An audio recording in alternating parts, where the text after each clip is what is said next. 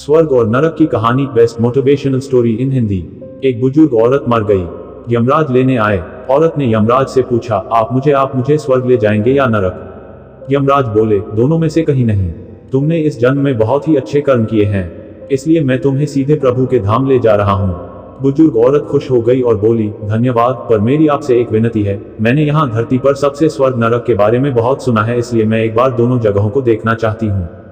यमराज बोले, तुम्हारे कर्म अच्छे हैं, इसलिए मैं तुम्हारी यह इच्छा पूरी करता हूँ। चलो हम स्वर्ग और नरक के रास्ते से होते हुए प्रभु के धाम चलेंगे। दोनों चल पड़े। सबसे पहले नरक आया।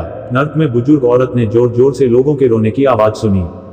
वहां नरक में सभी लोग दुबले पतले और बीमार दिखाई दे रहे थे। औरत ने एक आदमी से पूछा, यहाँ आप सब लोगों की ऐसी हालत क्यों है? आदमी बोला, तो और कैसी हालत होगी? मरने के बाद जब से यहाँ आए हैं, हमने एक दिन भी खाना नहीं खाया।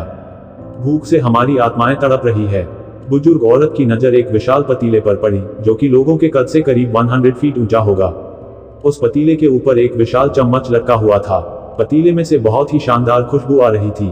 बुजुर्ग औरत ने उस आदमी से पूछा, इस पतीले में क्या है? आदमी मायूस होकर बोला, ये पतीला बहुत ही स्वादिष्ट खीर से हर समय भरा रहता है। बुजुर्ग औरत ने हैरानी से पूछा, इसमें खीर है, तो आप लोग पेट भर के ये खीर खाते क्यों नहीं?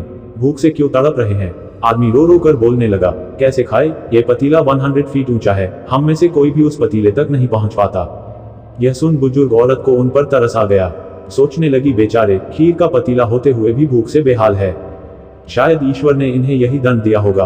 अब यमराज बुजुर्ग औरत से बोले, चलो हमें देर हो रही है। दोनों चल पड़े। कुछ दूर चलने पर स्वर्ग आया। वहां पर बुजुर्ग औरत को सबके हंसने और खिलखिलाने की आवाज सुनाई दी। सब लोग बहुत खुश दिखाई दे रहे थे।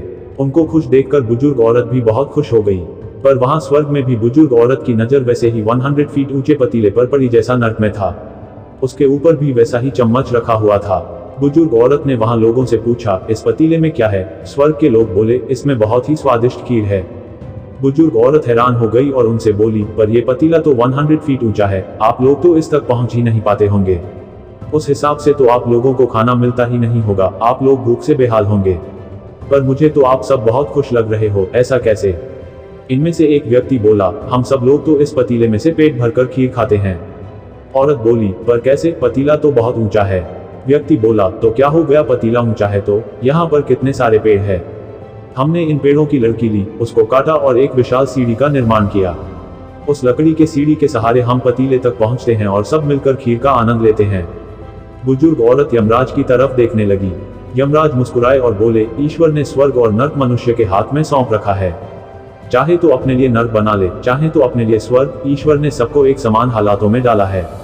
उसके लिए उसके सभी बच्चे समान है, वह किसी से भेदभाव नहीं करता। वहां नरक में भी पेड़ पौधे सब थे, पर वह लोग खुद ही आलसी है, उन्हें खीर हाथ में ही चाहिए। वह कोई कर्म चाहते, कोई मेहनत नहीं करना चाहते, इसलिए भूख से बेहाल है, क्योंकि यही तो ईश्वर की बनाई इस दुनिया का नियम है। जो कर्म करेगा, मेहनत करेगा, उसी को मीठा फल खाने को मिलेगा। स्वर्ग के सपने छोड़ दो, नरक का डर छोड़ दो, बस आपकी वजह से किसी का दिल न दुखे इतना सोचो और बाकी सब कुदरत पर छोड़ दो। अगर आपको ये कहानी, स्वर्ग और नरक की कहानी, best motivational story in Hindi, अच्छी लगी हो तो ऐसे ही मोटिवेशनल स्टोरी सुनने के लिए हमारे चैनल आकाश स्टोरी को सब्सक्राइब कर लीजिएगा। And thanks for watching.